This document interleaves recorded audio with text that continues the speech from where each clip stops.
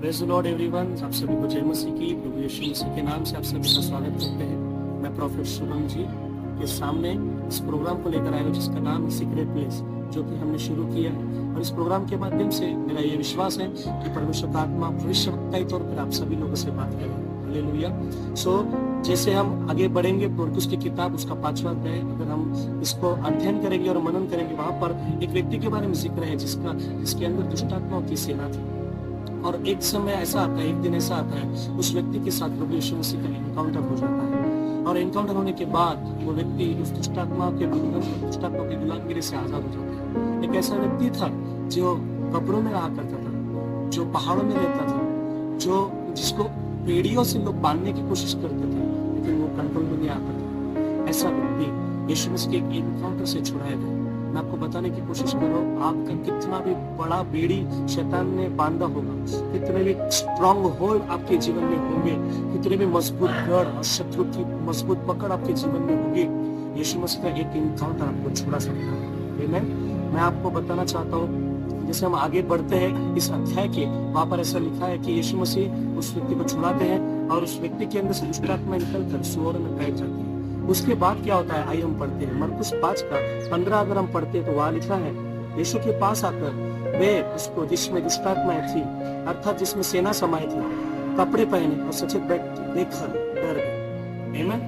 क्या होता है, एक व्यक्ति के अंदर से जब दुष्ट आत्मा निकल जाती है, बीमारी निकल जाती है, जब व्यक्ति चंगा हो जाता है, जब व्यक्ति छुटकारा पा लेता है, उसके बाद उस व्यक्ति को करना क्या है। कई लोग चर्च में आते हैं छुटकारा पाने के लिए, कई लोग चंगाई पाने के लिए, चमत्कार पाने के लिए चर्च में आते हैं, प्रभु यीशु मसीह के पास में आते हैं, अपना छुटकारा ले लेते हैं, चमत्कार ले लेते हैं, चंगाई ले लेते हैं। उसके बाद प्रभु यीशु मसीह को छोड़कर टाटा बाय बाय देते हैं, उसको छोड़कर चले जाते हैं। लेकिन वापस कुछ समय के बाद, वो कुछ समय ठीक रहता है, वापस कुछ समय के बाद वापस से वो दुष्ट आत्मा फोर्स के साथ आती है, वो तकलीफें वापस आती है। फिर वो लोग बोलते हैं, अरे हमने चर्च में गए, हम प्रभु यीशु मसीह पर विश्वास कर रहे थे और वापस से क्या हुआ, वापस से वो तकलीफ आई। लेकिन प्रॉब्लम ये है कि उनको क्या करना चाहिए था, जो इस व्यक्ति ने किया वो उनको भी करना चाहिए था। अगर आप लोग करेंगे, मैं आपको बताना चाहता हूँ, छुटकारा आपके जीवन में बना रहेगा, चमत्कार और चंगाइया और आशीष आपके जीवन में बनी रहेगी। बाइबल में लिखा है, जब वो दुष्ट आत्मा है उसमें से निकलकर सूअर में चले गए, तो कुछ लोग देखने के लिए आए कि क्या हुआ है। चरवाहे भाग कर आए कि हमारे सूअरों के साथ, जो जिसको चरा रहे थे उनके साथ क्या, वो देखने के लिए आए। तो जब देखने के लिए आए तो उन्होंने क्या देखा, उस व्यक्ति को देखा जिसके अंदर वो सेना थी।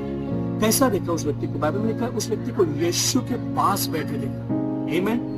अगर आपका छुटकारा हो जाता है, आप दुष्ट आत्मा से आजाद हो जाते हैं, आप चंगाई आपको मिल जाती है, उसके बाद आपको पहला काम, जो सबसे इंपॉर्टेंट प्रायोरिटी का काम है, वो ये करना है, आपको यीशु के पास बैठना है, उसकी उपस्थिति में बैठना है, प्रार्थना के दौरान, वचन के दौरान, वर्शिप के दौरान आपकी उपस्थिति में बैठना है। और जब आप उसके पास में बैठे रहते हैं, क्या होता है, छुटकारा आप बना रह सकते हैं। आमीन। और अगले बार लिखा है, अगले वचन में लिखा है कि जब वो यीशु के पास बैठे देखा और कपड़े पहने बैठे देखा। आमीन। एक बार जब छुटकारा हो जाता है, तो शत्रु ने जो आपके वस्त्र को निकाल दिया है, शत्रु ने जो आपको नग्ना, आपके अपमान आपके जीवन में लाया है, लेकिन एक बार आपको छुटकारा होने के बाद अगर आप यीशु के पास बैठे हो, तो यीशु आपको एक नया वस्त्र देंगे।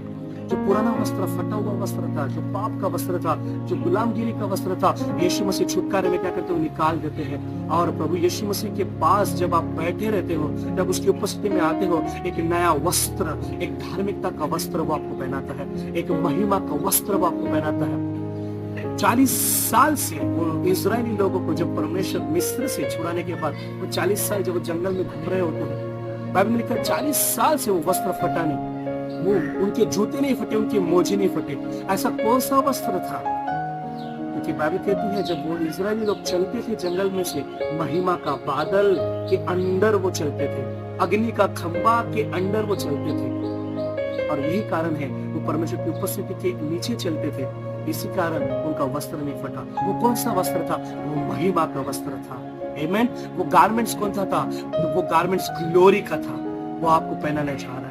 जब आप उसकी उपस्थिति में बैठते हो, जब यीशु के पास बैठे रहते हो, वो एक नया वस्त्र पहनाता है, और वो वस्त्र होता है छुटकारे का, वो वस्त्र होता है आदर का, वो वस्त्र होता है सम्मान का। आमीन। तो आपको सबसे पहली चीज क्या करना है, छुटकारा पाने के बाद, चमत्कार पाने के बाद, चंगाई पाने के बाद, आपको यीशु के पास हर रोज बैठना है, प्रार्थनाओं के द्वारा, वचन के द्वारा, वर्शिप के द्वारा। और सेकंड, जब आप ऐसा करते हो, एक नया वस्त्र प्रभु आपको पहनाता है। आमीन। लोगों ने क्या देखा? उसको यीशु के पास बैठा देखा और उसको कपड़े पहने बैठे देखा। और एक चीज, और सचेत बैठे देखकर डर गए। वो व्यक्ति सचेत बैठा था। लोगों ने देखा ये व्यक्ति सचेत बैठा है। आपको क्या करना है? एक बार छुटकारा पाने के बाद आपको लापरवाह नहीं होना। अपने जीवन को लेकर, अपने आत्मिक जीवन को लेकर आपको लापरवाही में नहीं जीना है। कैसे भी पाप में जीवन नहीं जीना है, संसार में जीवन नहीं जीना है, क्योंकि आपको सचेत बैठना है। आपको सचेत रहना है कि कभी भी कुछ भी हो सकता है। आपको आत्मा में अलर्ट रहना है। आपको हर रोज उसकी उपस्थिति के प्रति अलर्ट रहना है, सचेत रहना है। कोई भी गलती अपनी जिंदगी में ऐसा ना हो कि जिसके द्वारा दुष्ट आत्मा को जगह मिले। आपको सचेत रहना है, जिसके द्वारा वो छुटकारा आपकी जिंदगी में बना रहे। जो उस व्यक्ति ने किया वो आपके जीवन में अगर आप दोहराओगे और आप वो करोगे, मैं डिक्लेयर करता हूँ और डिक्री करता हूँ और मैं भविष्यवाणी करता हूँ, आपने जो छुटकारा पाया, आपने जो चमत्कार पाया, वो जिंदगी भर आप और आपकी पीढ़ियों में जाएगा और वो आपकी पीढ़ी आशीष पाएगी। सो प्रभु यीशु मसीह इस वचन के द्वारा आपको आशीष दे और इस वचन के अनुसार आपके जीवन को बिल्डअप करने के लिए, बांधने के लिए और हर एक क्षेत्रों में मेंटेन रहने के लिए परमेश्वर का आत्मा आपका सहायता करे। God bless you.